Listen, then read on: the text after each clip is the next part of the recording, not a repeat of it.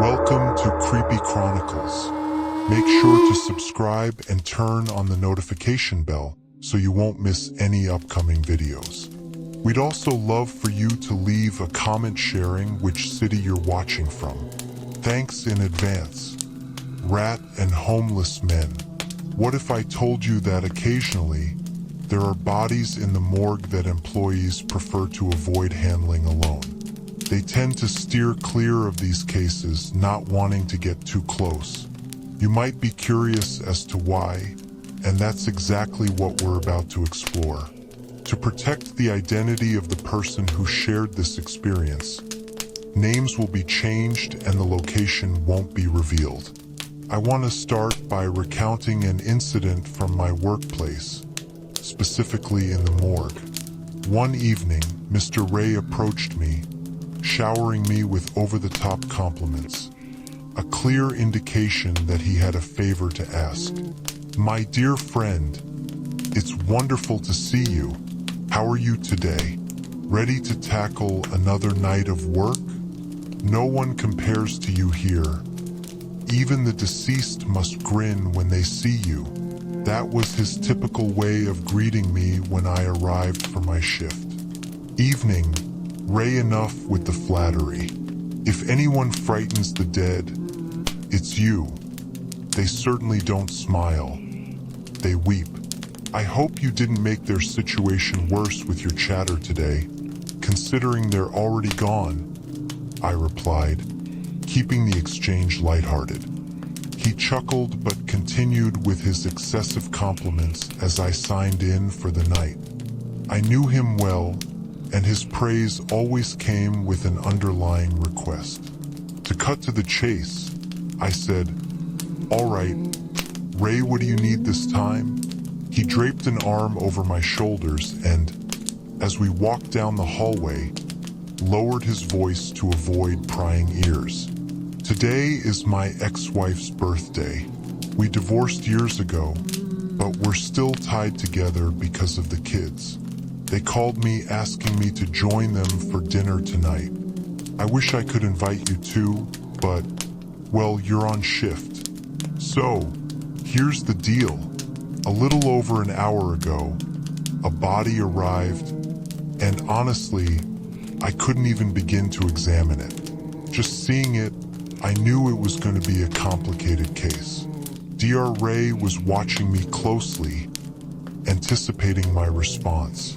You know the type I'm referring to, those unique cases that demand time, patience, and skill. Since I know you enjoy a challenge, I thought it would be unfair not to offer this opportunity to you. Don't get me wrong, I'm not trying to exploit your generosity, but I can't afford to be late tonight. You understand my situation with my ex-wife and the kids. If I arrive late, it'll be a nightmare." Ray took a deep breath and made his request. Could I handle the autopsy for him, starting with that particular body, which was already on the table? And of course, he wanted me to keep it a secret. When he referred to a special body, he meant one that no one wanted to handle, cases needing extra attention and skill. I couldn't tell if he was genuinely avoiding this tough case or just trying to leave work early. Everyone here knew Brooks well, especially about his personal life and his tendency to spend money on certain women on weekends. So, I had my suspicions about his motives, but in the end, it didn't matter.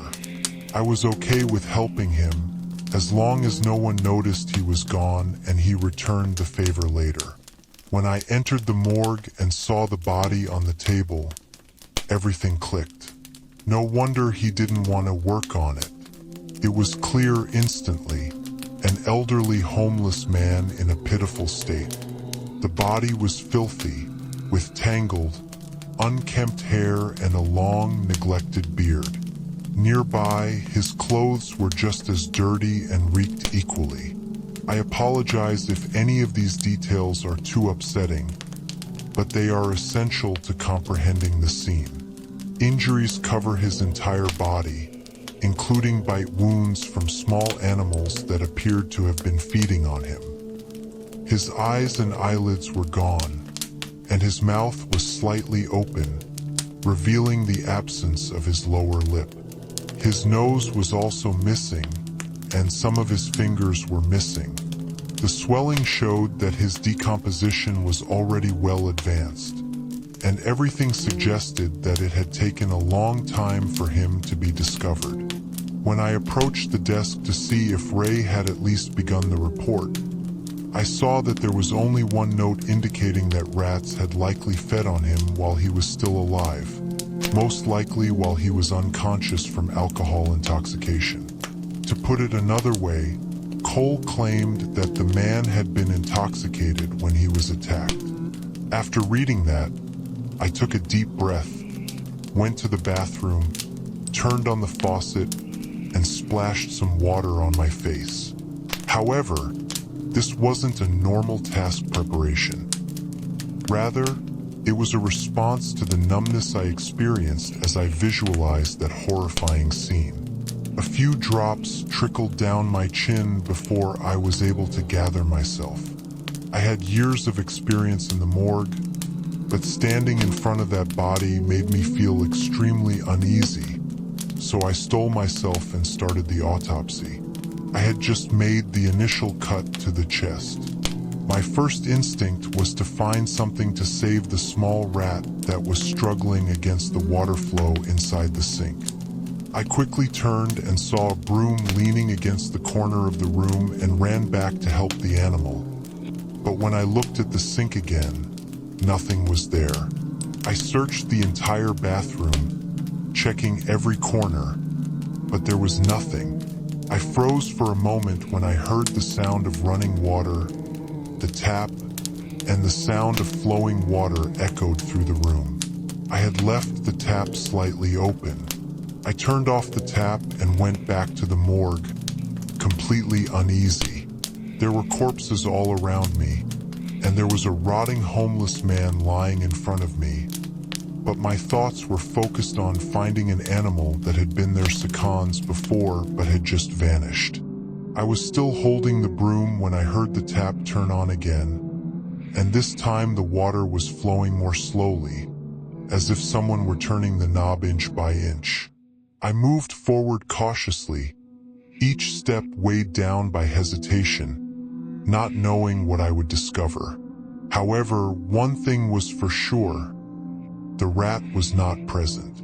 What I did see, though, made me freeze. The sink was full, the water was not draining, and worst of all, it was red.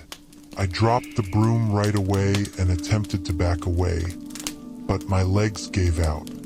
When I fell to the ground, I noticed something even more unsettling. The tap was rotating on its own. The water stream slowed until it came to a complete stop, and as the red liquid swirled in the sink, it started to disappear down the drain as though it had never been there. I fought to stand again, my hands shaking as I forced myself to do so. My breathing was labored. I gasped for breath as I stumbled out of the bathroom, my heart thumping so hard that it felt like it was going to explode. In the hallway, I braced myself against the wall and put my hands on my knees in an attempt to steady my breathing. No matter how long I stood there, I remained motionless until my heartbeat slowed and my thoughts became clear once more. When I eventually regained control, I forced myself to think logically because there had to be a logical explanation. Perhaps it was the dim lighting, or perhaps my tired mind was playing tricks on me. Fortunately, no one saw me like that. Convinced that I needed to see the sink again to confirm to myself that what I had seen was only a hallucination, I went back inside, and sure enough, everything appeared normal when I returned. There was no sign of water, no red liquid, no rat, just the indigent corpse waiting for me on the autopsy table. I closed my eyes, took a deep breath, and clung to something bigger. I made the sign of the cross and muttered a silent prayer asking for the deceased's peace and clarity of mind. After that, I made myself to continue for a while. I focused on my work and went through the standard autopsy procedures while nothing out of the ordinary occurred. But then it happened again. As I handled the internal organs, I noticed a strange texture and something that didn't belong. I kept probing and examining, and when I realized what I was looking at, my stomach turned. I discovered that there were remnants of rats all over the digestive tract, some of which were stuck in the throat. The more I looked, the more I discovered, and then, out of the corner of my eye, something moved. My eyes automatically went to the corpse's mouth, or what was left of it. There was a slight but real movement, and I stared at it. No, it couldn't be, but it was inside the deceased's partially open mouth. A rat, a living rat, and my heart rate shot through the roof. I had never seen a rodent in this mortuary before, so why now, why with this body? If it was a coincidence, it was too much of one. So I reached forward, ready to remove the creature from the cadaver's mouth. But as soon as my fingers approached, the rat scampered backward, deep into the corpse's throat, disappearing inside him. I dropped everything, including the scalpel and forceps, and ran through the hospital hallways, my head spinning and my breath coming in short gasps. I needed help, someone who would listen, and someone who wouldn't think I was crazy. I stormed into the office of a coworker, one of the few people I trusted, and as soon as he saw my face, his expression changed. He didn't say anything, but the look in my eyes unnerved him for a long time. He just listened, and when I was done, I pleaded with him to accompany me to the morgue because I need you to see it. Required verification. My colleague frowned at me, his expression unreadable, and then cautiously asked if I wanted to stay with him. I hesitated, then shook my head. No, I need to finish this myself. He insisted that I stop for the night and go home to rest. He told me it was obvious I wasn't well. I thanked him for his concern, but I refused to leave. I needed an explanation, and he agreed. However, when we arrived, everything was normal. The body was exactly as I had left it, chest open, untouched, and showed no signs of anything new, bites or rodents. He sighed, gave me one last look, and left, leaving me alone once more. I had to finish this before the night was over. As I finished the autopsy, I told myself that the worst was over and that nothing more would happen. For a while, I was correct. Nothing out of the ordinary happened. The room was quiet that night, and I felt at ease for the first time. I chose to take a short break before finishing everything, and I sat down at my desk and looked at the corpse that had made this the worst night of my career. My mind drifted to my report, to my shift, to everything. I heard a low, raspy sound, but I knew it was coming from the floor when I leaned my head back and let out a deep breath. I looked down and saw that my entire body was frozen there, moving casually between my feet. It was a rat, not just any rat, the same one I had seen in the sink. It moved unhurriedly and fearlessly, as if this was its domain and not mine. At one point, it stopped, lifted its head, rose onto its hind legs, and looked directly at me. Its tiny nose twitched quickly. My first instinct was to kick it away and stomp it out, but before I could do so, a metallic clang reverberated through the room, the autopsy table creaking. My eyes darted upward, and then I saw it. The corpse was sitting upright, facing me, its head slowly tilting to one side as if studying me. But that was impossible because it had no eyes, only two hollow, swollen sockets that were dark and bottomless. I wanted to run and scream, but my body would not cooperate. and the final image I remember was his jaw simply peel off its face and fall to the floor as it continued to stare at me. Good evening. My name is Emma, and I have spent many years working in the funeral industry. Throughout my career, I've encountered countless experiences, but some still send shivers down my spine. I want to share a recent story that has left me searching for answers. My work has always been connected to the funeral business, and I have served in various morgues over the years, gaining knowledge and experiences, some positive and others quite unsettling. Yet, no matter how much I learn, there are still moments that catch me off guard. Currently, I'm employed in a state close to the Midwest. While I'm comfortable sharing my name, I'd rather not disclose my exact location since the events I'm about to describe are still fresh. At the funeral home where I work as an embalmer, I collaborate closely with a colleague named Mr. Lee. We'll call him that, as he's unaware I'm sharing this story. He oversees the embalming department and the morgue itself. We've been working together for 2 years. On that day, when I arrived for my usual shift, he greeted me with an unusual warning. We have a complicated case ahead. When you hear that, your mind races with all sorts of possibilities. Despite that, I pushed forward, understanding that this was his way of preparing me for what lay ahead. Perhaps it was the body of a child, which is always emotionally taxing, or someone in particularly poor condition. As I entered the morgue, I set my belongings aside and walked to the covered body that awaited us. From its size, I could tell it was an adult. The corpse was draped with a white sheet, and I arranged my tools while greeting Lee. He informed me that we needed to begin the procedure immediately. We've got a tough one today. We don't have much time, and it won't be easy.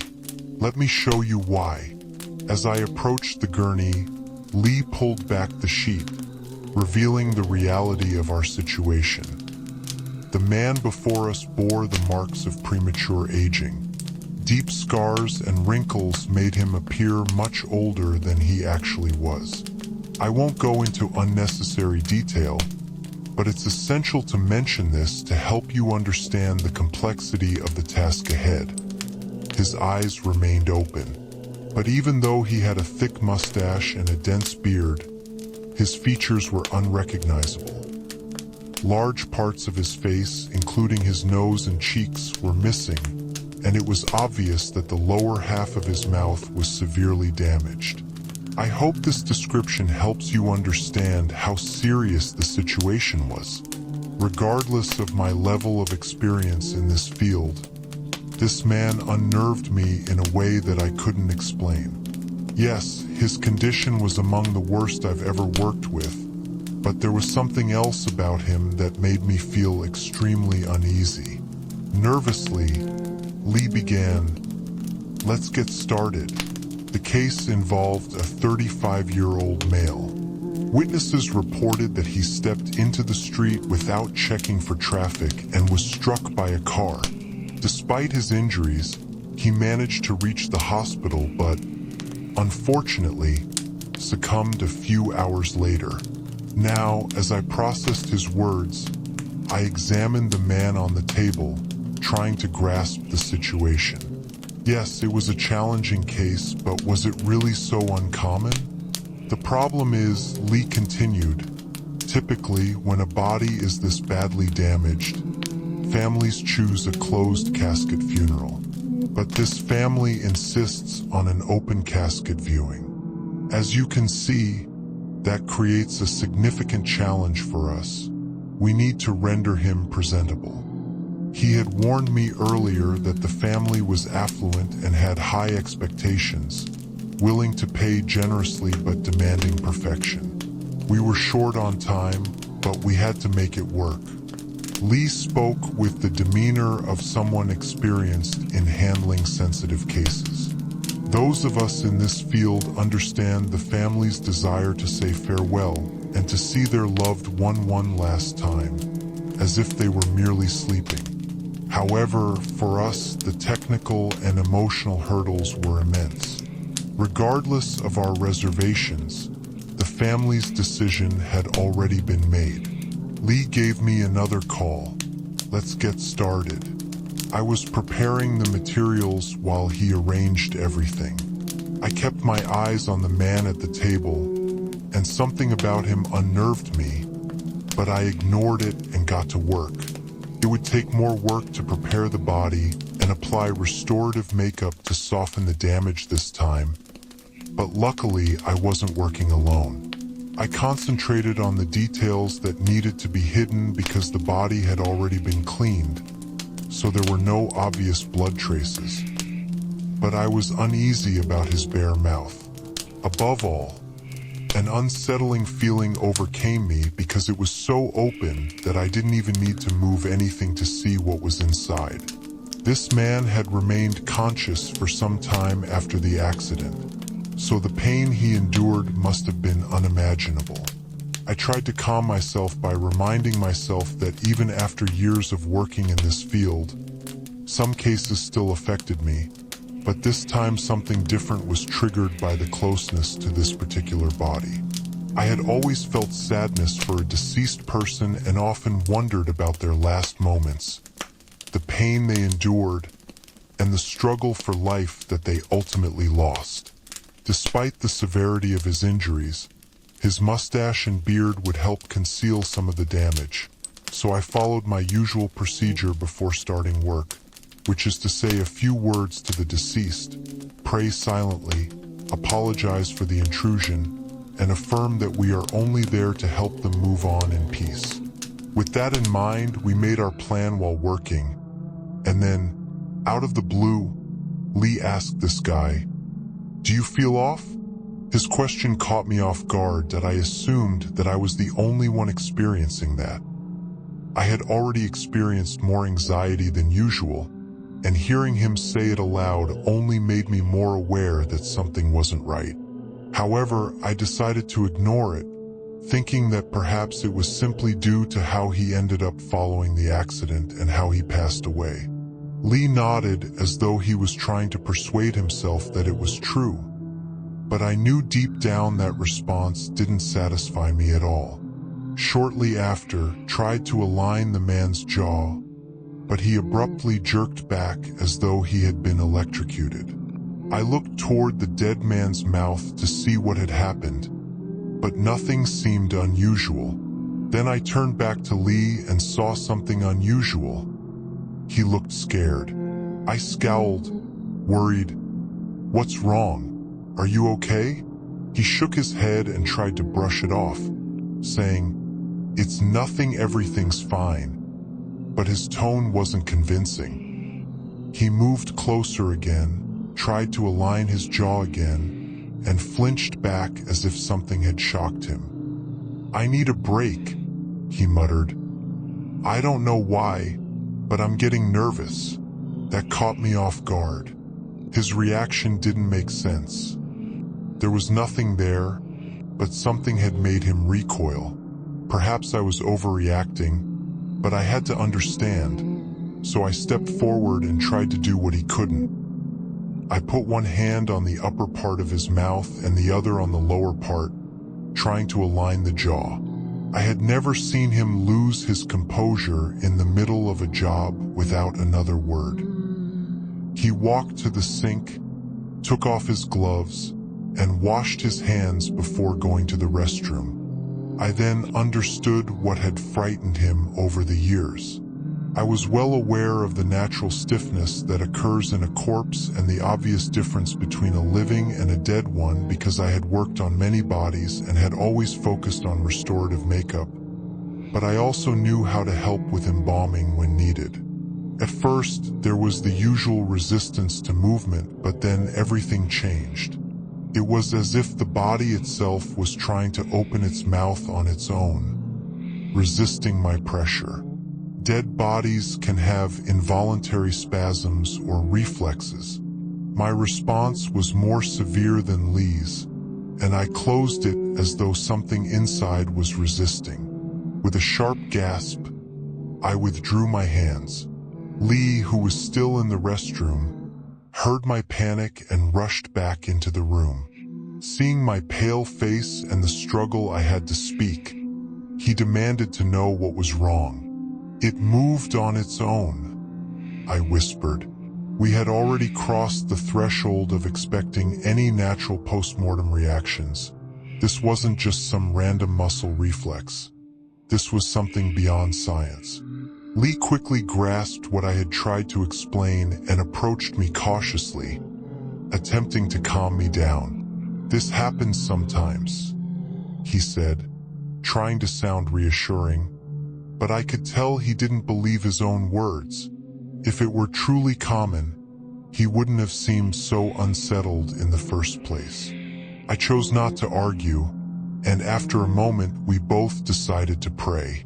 I had read that some souls struggle to move on and that prayers might ease their transition. I felt this was one of those instances. When we resumed our work, Lee managed to close the man's mouth without any further difficulty, but the unsettling feeling lingered.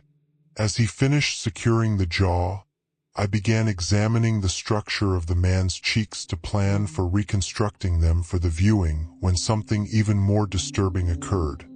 The dead man's eyes opened. It was as if time had stopped, and they glistened as if he were about to cry. I know how impossible that sounds, but that's exactly what I witnessed, and Lee noticed it as well. He reached out to close the man's eyelids, but as soon as his fingers brushed against the man's face, tears began to spill down his cheeks. At that moment, something inside me shattered. Lee let out a heavy sigh. "You know what? Let's leave him be for a bit." I didn't argue. "There was something about this man," Lee added. "It feels like something is preventing him from moving on." His words resonated with me, strange as it was. The feeling shifted from fear to sadness. Instead of stepping back, I stood beside the body, examining him closely. His hands were rugged and marked with deep calluses, a testament to a life of hard work. They reminded me of my husband, who had spent years laboring in construction, his hands toughened by the effort. Without thinking, I reached for the dead man's hand as a gesture of respect and camaraderie. His fingers were cold and rigid, yet the touch reaffirmed what I had sensed. He was a man familiar with struggle. I whispered a few soft words to him, assuring him that we were here to help him move on. But when I tried to release his hand, something incredible happened. I felt him grip mine. My breath hitched in my throat, and a chill spread through my body. I gently tried to pull away, but his fingers remained tightly wrapped around mine, a grip I couldn't ignore. A shiver coursed down my spine, and instinctively, I raised my gaze to his face. His eyes were opened wider than before, not just open, but fixed on me. The expression I saw was beyond description. I was overwhelmed with a deep and instinctive fear, as if I had witnessed something I was never meant to see. In a sudden panic, I yanked my hand away and stumbled back, rushing out of the room. Lee, alerted by my distress, appeared almost immediately. "What happened?" he asked. Trembling and struggling to find my words, I recounted everything to him. He listened quietly, and instead of returning to the room right away, we lingered in the hallway, trying to make sense of the experience. Eventually, Lee broke the silence, glancing at the man's records. "His name was Ben," he said, noting he came from a poor background. As he read further, his demeanor darkened. "There's nothing here that clarifies this," he muttered. unless the family was involved in something they shouldn't have been. Sometimes people interfere with matters beyond their understanding. He paused, then added, "However, I have another theory." I looked at him intently, waiting for more. "This man had advanced diabetes," Lee explained. "Even if he had survived the accident, he only had a few months left. Maybe weeks." The doctors had already informed his family that there was no hope. He hesitated before continuing with his thought. "I can't prove it, but I've heard stories like this before. Perhaps they made a decision to let him go." His words struck me harder than I anticipated. When we finally went back into the room, I noticed the body had shifted slightly. The hand that had once gripped mine now hung off the side of the gurney. His eyes remained open but were now vacant, staring lifelessly up at the ceiling. After the unsettling events, the rest of our tasks proceeded without issue, and everything seemed to return to normal as if the previous incident had never occurred. When I left the memorial home that night, I felt a sense of completion. The family was scheduled to arrive early the next morning to view their loved one. Before I departed, I approached the deceased one last time. I gazed at his face, trying to look past the horror of what had transpired, and softly murmured my gratitude for the chance to carry out our work. Then I headed home. What transpired next remains inexplicable to me. I pulled into my driveway and entered my home, anticipating an ordinary night, but upon stepping inside, I spotted my partner in the living room. His demeanor was off. He was staring at me with an expression I had never encountered before. He was unblinking, barely turning his head as I walked in, and most unsettlingly, his skin was unnaturally pale, more so than I had ever seen on a living person. My heart raced. Something must have gone terribly wrong. I asked if he was all right, but his answer sent chills down my spine. I pressed him for clarity, asking again if he was okay, my urgency increasing. His voice was deliberate and almost hesitant as he recounted, "About 20 minutes before you got home, I was just here watching TV, waiting for you." I recalled our earlier text exchange in which he requested I pick up a few items on my way home. But then his expression shifted. "You sent me a message that said you were on your way back," he said. And then someone knocked on the door. A wave of dread washed over me. I knew it couldn't have been him, since he had a key and we lived on the second floor. Nobody ever knocked on our door at that hour. "I went to check," he continued, his voice trailing off. The tension in my stomach tightened. "When I looked through the peephole," he said slowly, "I nearly lost my breath." He turned to me, his face still pale. "It was him," he whispered. I felt my legs grow weak. "The man you were working on today?" I stammered. He nodded, confirming my worst fear. He was standing right outside the door. I shook my head in disbelief, unable to accept it. "That's impossible," I insisted. "I swear to you," he said. It was him. The same face, the same hair, everything. A wave of nausea rolled over me.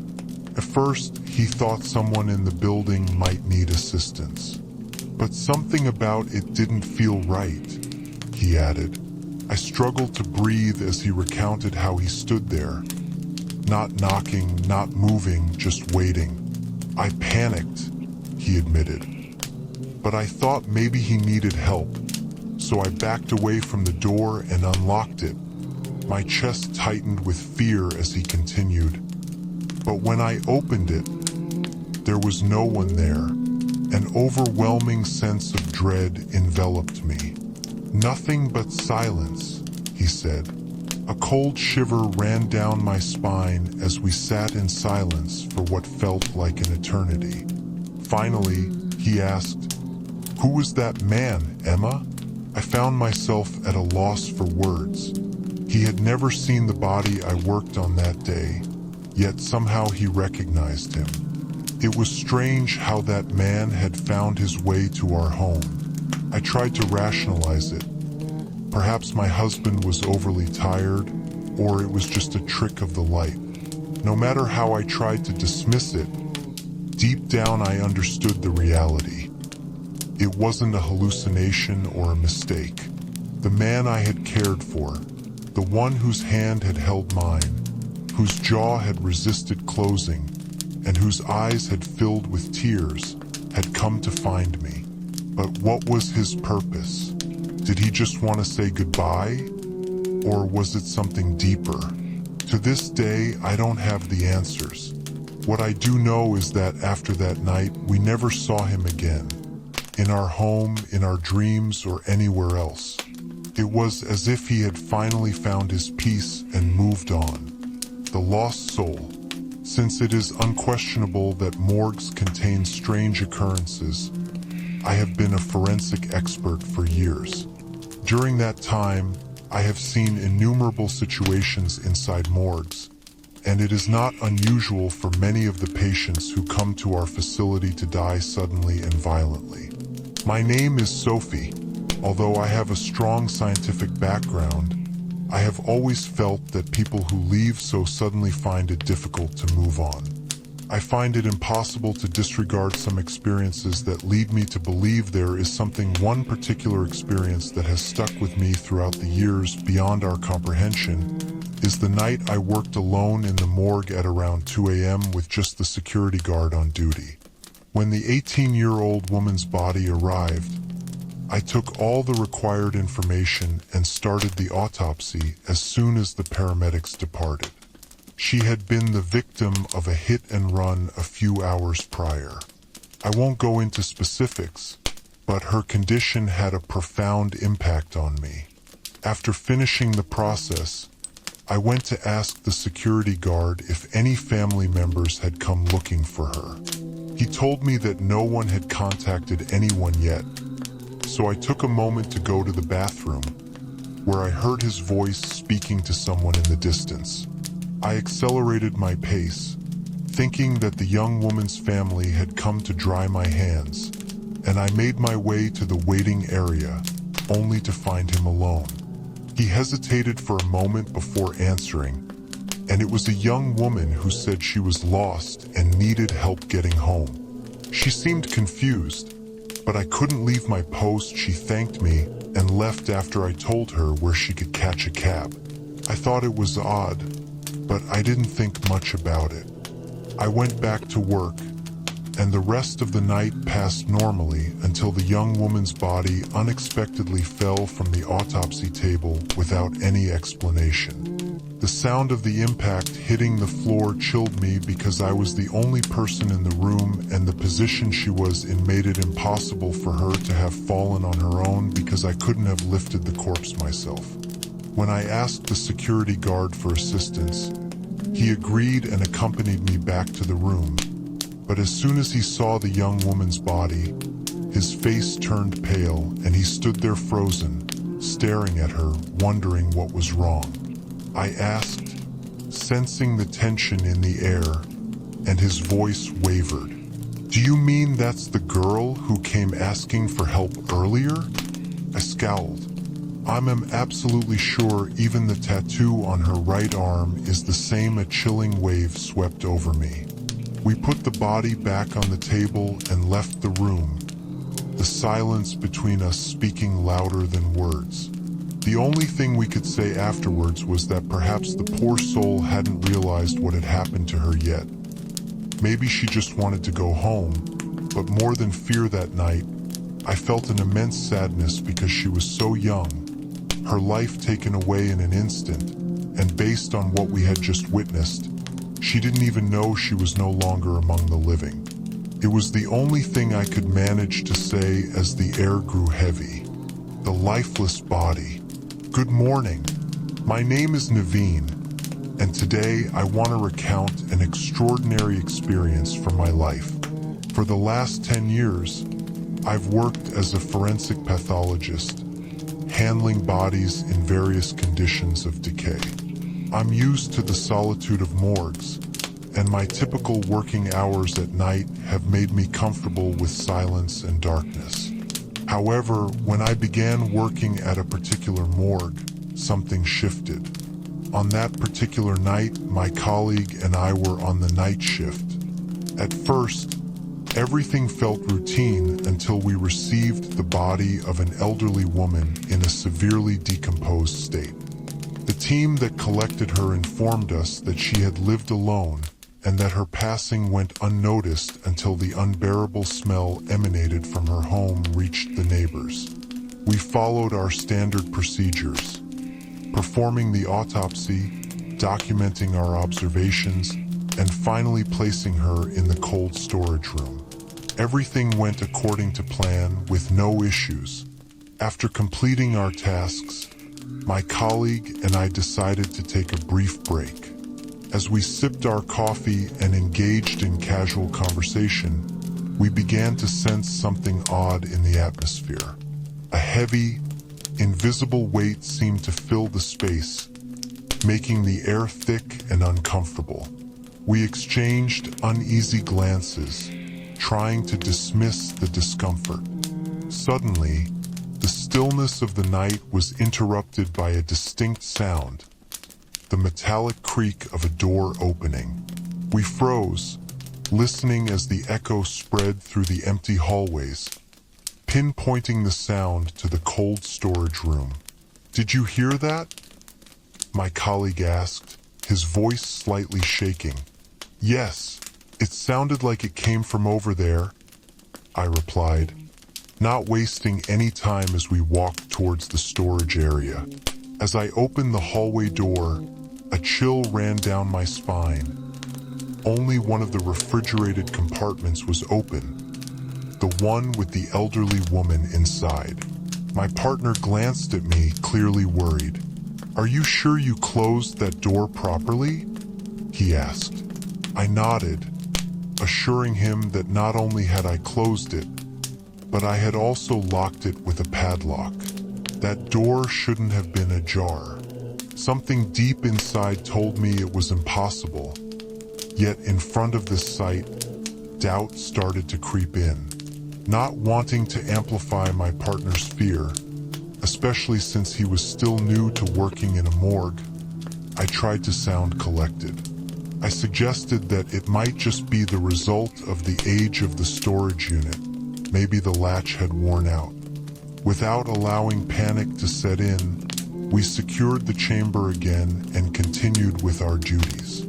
Hours went by, and at one point, my partner left to use the restroom while I stayed behind organizing reports. Suddenly, the silence of the room was shattered by a muffled scream.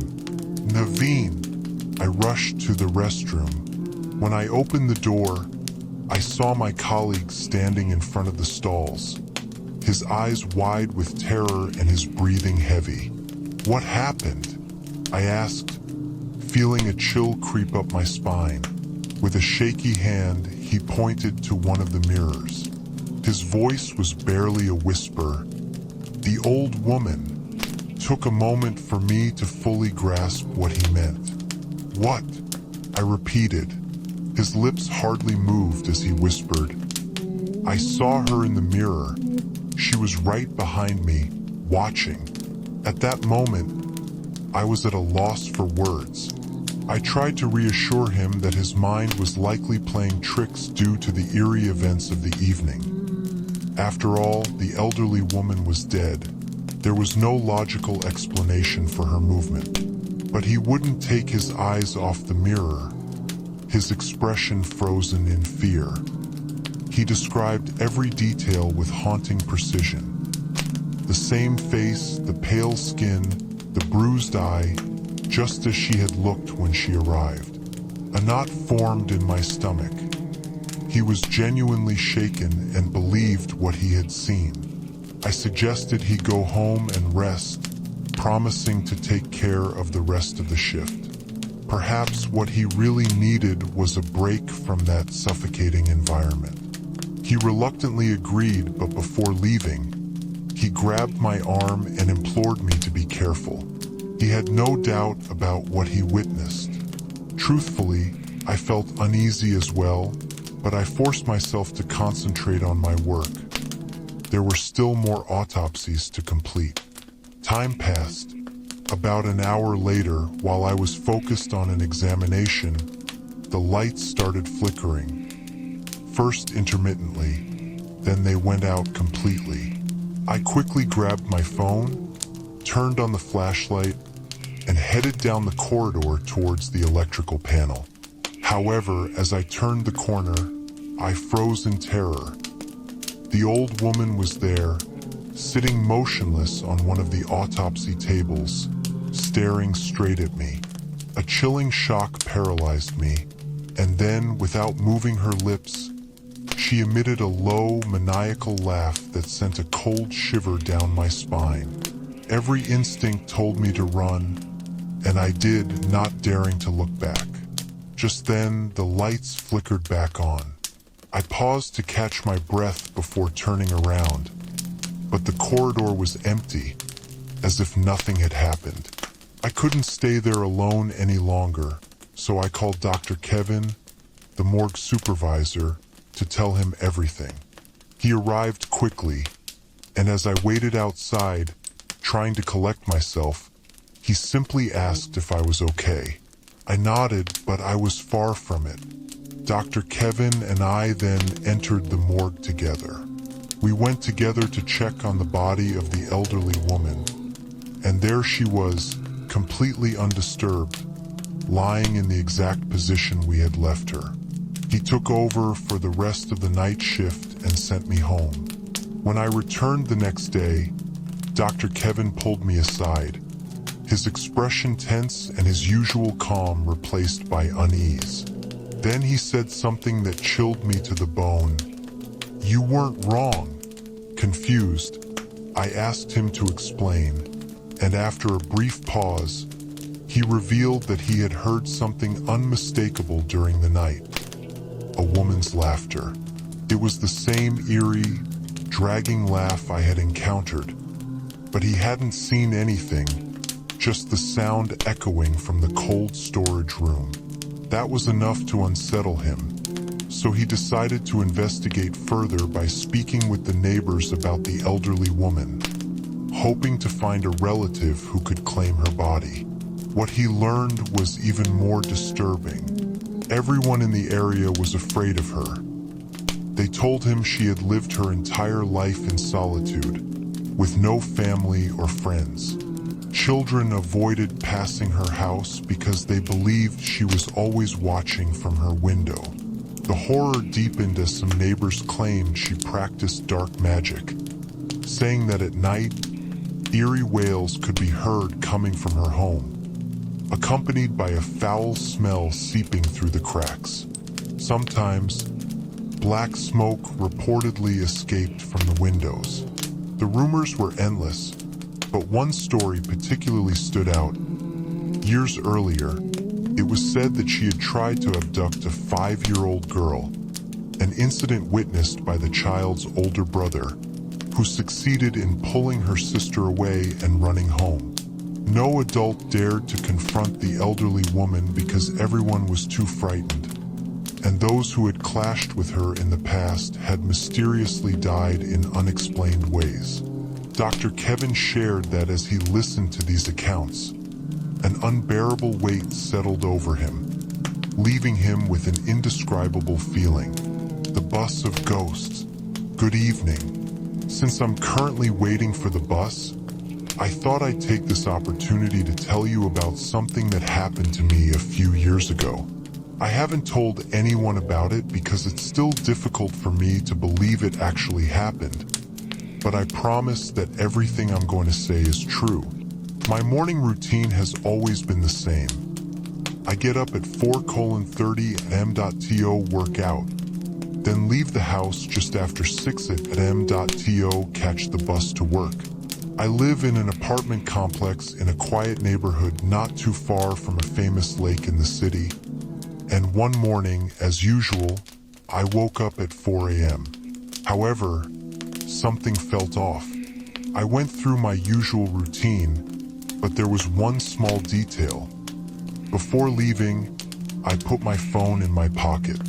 Then, right before locking my door, I did my usual check of my wallet, money cards, keys, and phone.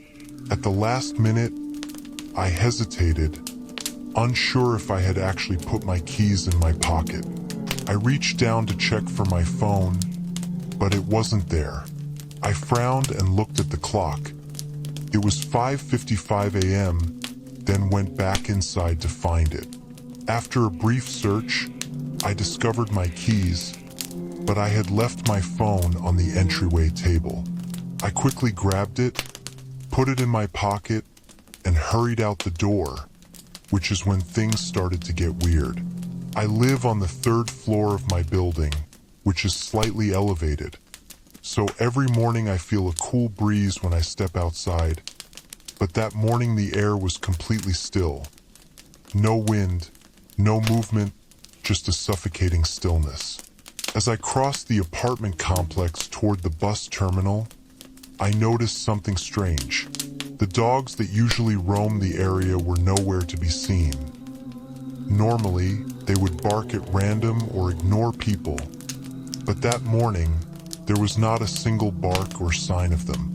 I dismissed it and continued walking a few blocks later, and then I saw a woman up ahead who was dressed unusually elegantly for a typical weekday morning. She walked calmly, then turned a corner toward the terminal, and I kept my pace at a respectful distance.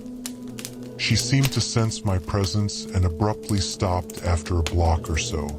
I assumed she was stepping aside to let me pass, but as I got closer, maybe only 3 feet away, I adjusted my path slightly to avoid getting too close, and that's when she turned her head and looked directly at me. "Good morning," I said politely, giving a small nod but avoiding direct eye contact. I have a habit of not making people uncomfortable when I'm walking alone in the morning. I tried to ignore it, thinking she was just startled by my presence. Perhaps it was because I'm about 6 feet tall, and she barely made it to 5 to 3. Perhaps the darkness of the early morning made her feel uneasy, but the way she was looking at me felt like something else. As I passed her, I could still feel her gaze burning into me. She didn't respond. Instead, she just stared. Her expression was intense, searching as if she was trying to understand something with a mix of shock and discomfort. Since I had left home earlier than usual, I didn't give it much thought, but then something unsettling happened as I approached the people in line. They turned and stared at me, and I suddenly slowed my pace, feeling my pulse. I forced myself to focus ahead and continued toward the terminal from a distance. The first bus line had a long queue, while the second line was almost empty. I hurried into the almost empty line waiting for the second bus, attempting to ignore the stares, but the feeling of being watched persisted. I heard people in the first line whispering to each other about something, and then an older woman turned around and leaned slightly toward me. She said, "Young man, you shouldn't be here," in a low voice, and I wasn't sure if I had heard her correctly. She didn't repeat herself. Instead, she just looked at me. Before I could ask again, her wrinkled face showed concern. An elderly woman turned back to me and said, "You mustn't get on that bus." As a small passenger van that resembles a smaller public bus pulled up, I hesitated as I watched the van fill with people. Then, a man who appeared to be in his 40s approached me, his face solemn. "Sir." His voice was firm as he said, "The bus is for people like you." I repeated, "You're not supposed to be here," confused, and he said, "Go home while you still can." There was something about the way he said it that unnerved me. I noticed that everyone was still staring at me when I unconsciously took a step back. Everyone in the line was observing me and anticipating my next move. Something wasn't right. The air felt heavy, so I did the only thing that came to mind: leave. The drive back seemed to take longer, and as I got closer to my apartment complex, I reached into my pocket to see what time it was. That's when I realized I had left my phone at home, and as I was ready to enter my building, I noticed the same woman standing at the same corner, still observing me. When I felt a little more at ease, I decided to check the time. I ran inside, locked the door, and tried to catch my breath after being shaken. I went straight to the kitchen, drank a glass of water, and sat down to try to process what had happened. I was certain that I had been out of the house for at least half an hour, but when I looked at the time, only 5 minutes had passed. My blood froze. How could that have been hesitant? When I went outside again, the cold morning air hit me as usual. The dogs were back barking and running through the complex. The woman was gone, the buses were running normally, the two lines were as they always were, and everything was exactly as it should have been. However, ever since that morning, I've wondered for a moment if I had crossed over or if I was somewhere else that I wasn't supposed to be. Many people think that the dead can visit the world of the living, but what if we, the living, were able to unintentionally enter their world? Perhaps the only difference is that ghosts are aware of their location, and we act as though we never saw them. The cult. Not too long ago, I had a memorable experience when I met my high school classmates in person. We had started school during the remote learning phase, and despite the distance, the three of us formed a close friendship, almost like we were childhood pals. Our conversations flowed naturally over texts and voice chats, and before long, we began playing an online game together. One of us, whom I'll refer to as Alex, had a tendency to stay online late into the night. At first, we didn't think much of it since it's typical for teenagers to game late, but when we finally transitioned to in-person classes and met face-to-face, the connection felt immediate, like we had known each other forever. During that first week of in-person classes, we decided to gather over the weekend to work on our assignments collectively. Although it wasn't required, we were looking forward to it. The plan was simple. Once class ended on Friday, we would head to Alex's house. His mom, who lived alone, wouldn't be home until late, so he was totally cool with us hanging out. "You guys can crash here if it gets too late," he suggested. It seemed like a fun idea since none of us liked being alone too much, and we welcomed the opportunity to spend time together. Alex's house was easy to find, located off a major street in the city. However, it was at the quiet end of the road, where traffic was sparse, making the neighborhood feel unusually still. I was familiar with the area from my childhood when I would accompany my dad to his job nearby on Saturdays when he got paid. Everything went according to plan. We divided our assignments efficiently and finished almost all of them by mid-afternoon. This left us free to play video games and time flew by. At one point, I glanced at the clock. It was already 9 p.m. We were sitting with our backs to the window, which had a clear view of the street outside.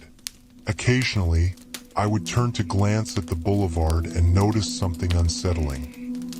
It seemed almost too empty, as if the entire neighborhood had chosen to avoid that stretch of road. Then suddenly, Alex's phone rang. He got up to answer, and it was one of his friends having a panic attack at home. alone with her little sister just a few blocks away. Without a second thought, Alex grabbed his bike and rode off into the night, leaving just me and Lily in his room. We sat there, uncertain about whether to continue playing. The atmosphere in the house felt different. I kept glancing at the boulevard, which remained eerily deserted, lit only by a solitary street lamp at the far end, casting a dim, isolated glow. Then we heard a strange noise.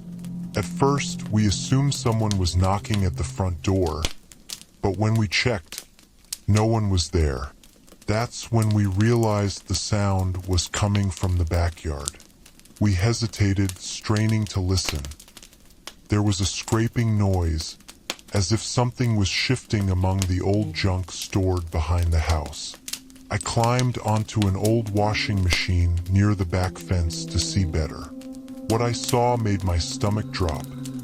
Two figures stood beyond the fence, hunched over near the back entrance of a building located below Alex's house, around 4 meters down in elevation. They were trying to force open a door. "Lily, get over here," I whispered urgently. She climbed up next to me, and her expression grew dark when she saw them. "What the hell are they doing?" she muttered. We weren't sure if they were burglars, maintenance workers, or something far more sinister. For a brief moment, we contemplated throwing something to scare them off. But then one of them turned and looked at us. That's when we noticed something even more disturbing. They were wearing long white robes, their hoods shrouding their heads and obscuring their faces. The only thing we could see were their eyes. They glowed with an unnatural brightness, like something that didn't belong in a human body. I barely had time to process this before they began climbing the hill that separated the buildings. The incline was steep, too steep to ascend quickly, but they moved as if it were nothing. They were coming straight for us. "Run!" Lily shouted, and we bolted through the house, sprinting toward the front door. Just as we were about to reach it, Alex's mother arrived. She had parked her car outside and started walking towards the front steps when she saw us burst out of the backyard. Panic etched across our faces. "What on earth is happening?" she demanded, panting. We tried to explain that someone was in the backyard, gasping that they were climbing up from behind the house. But before we could finish, she cut us off. "No one's back there," she insisted with an oddly firm voice. "And I don't want to hear about this again." We exchanged confused glances, a sense of unease washing over us. It was clear she knew about whatever was happening but refused to acknowledge it.